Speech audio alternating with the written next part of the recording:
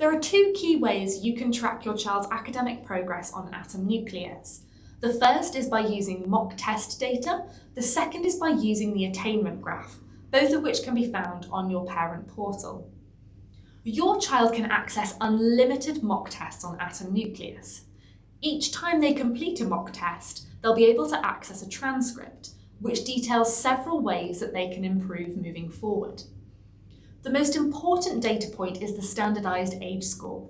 A score of 100 is an average score, a score of 80 is below average, and any score above 120 would place your child in the top 10% of students in their academic year group.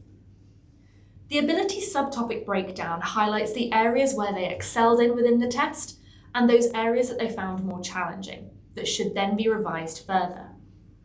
Below, you have a breakdown of all questions answered, and you can clearly see which were answered correctly and those that were answered incorrectly. We'd recommend reviewing a transcript with your child after they complete it so that they can see where they can improve next time. The Attainment Graph on your parent portal is the tool that demonstrates overall course and subject mastery. In each subject, your child will achieve a decile rank and a decile score in each individual subtopic.